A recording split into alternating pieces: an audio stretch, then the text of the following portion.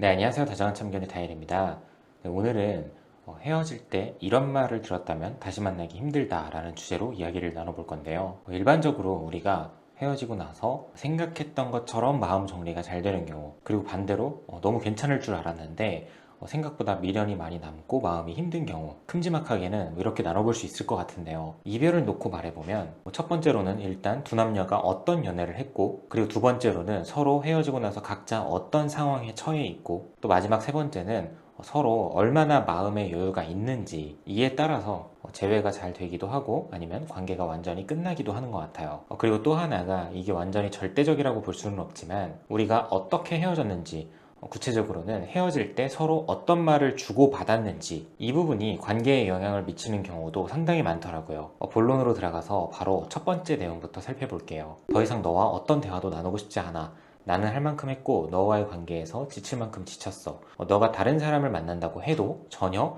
아무렇지도 않을 것 같아. 보시는 것처럼 이 정도의 말이 나왔다면 정말 마음이 많이 떴다라고 볼 수 있는 것 같아요. 사람들이 보통은 뭐 싸워서 헤어지든 아니면 뭐 서로 자연스럽게 마음이 식어서 헤어지든, 그래도 헤어지고 나서 상대방이 다른 이성을 만난다고 상상을 하면 그냥 그 그림 자체가 되게 싫잖아요. 꼴 보기 싫고. 그리고 솔직하게는 먼저 생겨도 내가 먼저 생겼지, 상대가 나보다 더 빨리 이성이 생긴다고 하면 어차피 마주할 일이라는 걸 알았음에도 불구하고 왠지 모르게 씁쓸하고 기분이 좋지는 않을 겁니다. 그래서 이런 부분을 감안하고 생각을 해봐도 헤어지는 그 순간에, 이별을 통보하는 순간에 이런 식으로 말을 할 수 있다는 건 보편적으로 봤을 때는 막 자존심을 부리는 게 아닌 이상은 정말 내 마음에 어떠한 감정도 남아있지 않다, 이제 더 이상은 엮이기 싫다, 이 정도 수준으로 볼 수 있는 것 같아요. 물론 사연마다 다 다르겠지만 어쩌면 상대의 어떤 반복적인 잘못이나 아니면 너무나도 큰 사건 때문에 이제는 정말 정내미가 다 떨어졌다, 이렇게도 볼 수 있죠. 그리고 개인적인 생각으로도 이런 경우에는 그냥 두는 게 맞다고 생각을 해요.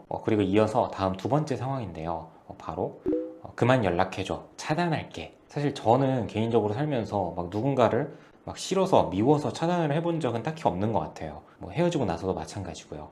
굳이 차단을 한다면 뭔가 스팸, 광고 이런 것들을 차단을 하기는 하는데, 생각보다 주위를 둘러보면 헤어지고 나서 전 연인을 차단하는 경우들이 꽤 많더라고요. 그리고 그런 사연들을 들여다보면 차단을 하는 이유는 다양하겠지만 크게 세 가지 정도로 나눠볼 수 있을 것 같아요. 뭐 흔들릴까봐, 아니면 썸 타는 사람이 생겨서, 마지막은 좀 최악이죠. 너무 많이 질려서, 정말 질릴 대로 질려버려서 등등, 이렇게 각기 이유는 다르겠지만 공통적인 의미는 지금은 절대로 마주하고 싶지 않다라는 의미잖아요. 그리고 실제로 이렇게 차단을 당한 경우에도 차단이 풀려서 먼저 연락이 오는 경우도 저는 많이 봤어요. 그리고 그렇게 해서 결혼을 하시는 분들까지도 봤고요.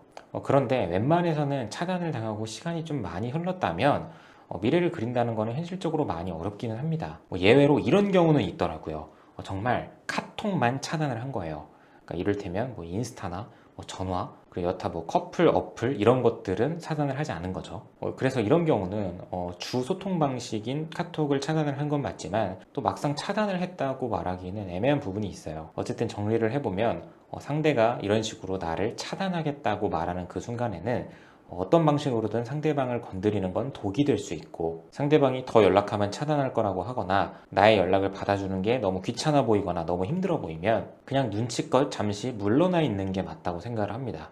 여기서도 정말 눈치 없게 행동을 하시는 분들은 그러면 내가 얼마나 더 기다리면 될까, 이런 식으로 질문을 하기도 하는데, 말 그대로 정말 눈치 없이 상대의 심기를 건드리는 행동이 될 수 있어요. 그래서 이런 분들이 모진 말은 모진 말대로 다 듣고 카톡 차단까지 당해서 정작 내가 하고 싶은 말은 전달도 하지 못한 상태로 정말 상황이 더 악화가 될 수 있거든요. 그래서 나중을 위해서라도 물러설 때는 물러날 줄도 아는 모습이 필요하다고 생각합니다. 이어서는 바로 세 번째 상황, 세 번째 내용인데요. 생각해봤는데 너가 나한테 바라는 것들을 맞춰줄 만큼 내 마음이 크지 않은 것 같아.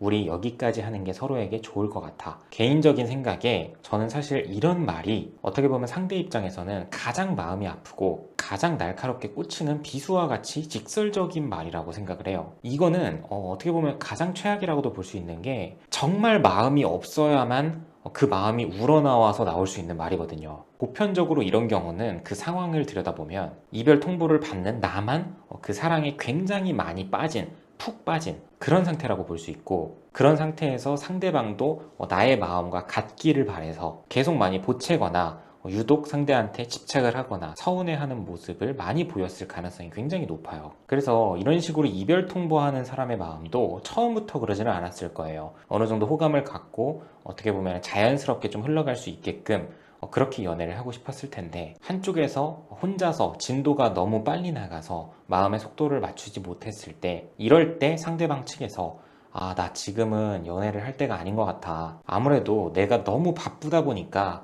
너를 신경 쓸 여력이 없는 것 같아. 또 다른 느낌으로는 나는 그냥 연애라는 게 잘 안 맞는 사람인 것 같아. 이런 류의 말로 이별 통보를 하더라고요. 이런 상황에서도 정말 최악 중에 최악은, 이런 마음의 진도와 상관없이 그냥 상대방 자체가 겉보기에는 나쁘지 않은 사람인 것 같아서 만나봤는데, 대화를 해보고 내 딴에서도 좋게 좋게 생각을 하려고 했는데 이거는 아무리 봐도 이성적인 매력이 너무 안 느껴진다, 이런 식으로 흘러가서 헤어졌다면 사실상 재회 확률은 제로에 가깝다고 볼 수 있어요. 마지막으로는 관계에서 신뢰를 깨뜨리는 행동을 했을 때입니다. 요약해서 읽어보면 그동안 연락 문제, 술 문제, 이성 문제로 우리가 많이 싸우기도 했고, 넌 그럴 때마다 나에게 한 번만 기회를 달라고 했었어. 근데 더 이상 너가 믿어지지도 않고 믿고 싶지도 않고 신뢰가 떨어지는 연애는 하고 싶지도 않아. 이제 내 마음은 절대 변하지 않는다. 이렇게 이별 통보를 하는 경우죠. 사실 이런 경우가 이 두 남녀 사이에서 과거부터 현재까지 어떤 일들이 있었을지 모르는 사람들이 봐도 어느 정도 유추를 해볼 수 있는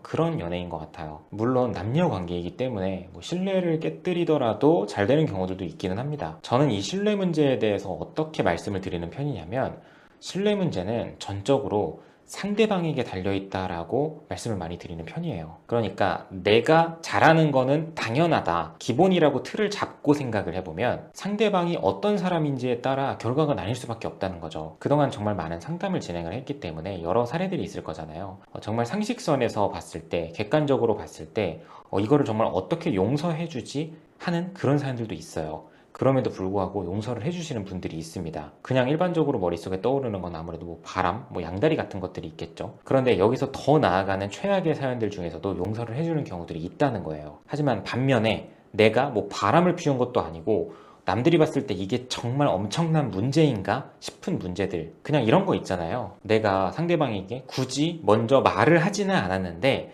상대방은 그 굳이 말을 하지 않은 걸 가지고 거짓말이라고 생각을 하는 거죠. 그리고 나는 신뢰를 잃어서 더 이상 너를 못 믿는다, 연애 못한다 라고 이별 통보를 한 거고요. 이 굳이 말을 하지 않았다는 게 예를 들면 이런 겁니다. 회사에서 남자들끼리 또는 여자들끼리 회식을 하고 있었는데 동기, 상사, 누군가 이성이 그 자리에 자연스럽게 합류를 하게 된 상황이에요. 그리고 합류를 한 시간이 30분밖에 안 돼. 그리고 실제로 나는 그 사람과 어떠한 말을 섞지도 않았고 같이 짠을 하지도 않았기 때문에 굳이 내 여자친구, 남자친구에게 말을 하지 않은 거죠. 실제로 굉장히 떳떳하기도 하고 어떻게 보면 떳떳하다라는 말을 쓰는 것조차도 좀 아깝다고 생각이 들 수도 있습니다. 그런데 어쩌다가 나중에 내 애인이 이 사실을 알게 된 거예요. 당연히 내 딴에서는 아무 일도 아니고 굳이 이런 말까지 해야 되나 싶어서 안 한 건데, 실제로 이게 생각하기에 따라서 대단한 잘못이다 라고 생각을 하시는 분들이 있고, 그런 가치관을 가지고 살아가시는 분들도 있어요. 그래서 결론적으로 누가 봐도 정말 예쁜 연애를 잘 이어가다가 이러한 이유들로 헤어지는 분들이 있다는 겁니다. 사람이 살아가면서 당연히 실수도 하고 게을러질 수도 있고 순간 판단 미스를 할 수도 있는 건데, 가끔 이렇게 헤어지는 분들을 보면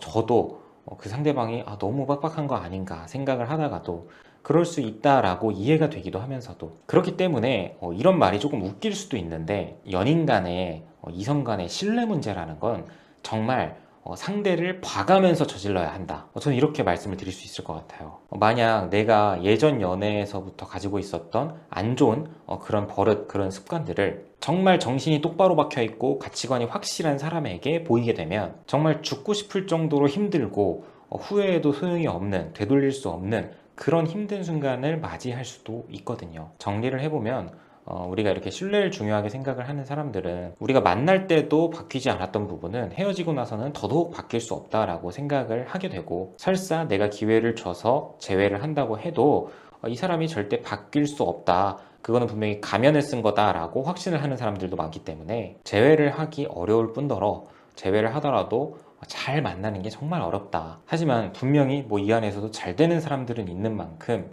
나 스스로 정말 많은 것들을 희생하고 인내하고 노력을 해야 된다. 그렇게 정리를 해볼 수 있을 것 같습니다. 네, 오늘도 영상 봐주셔서 감사하고요. 지금까지 다정한 참견의 다일이었습니다.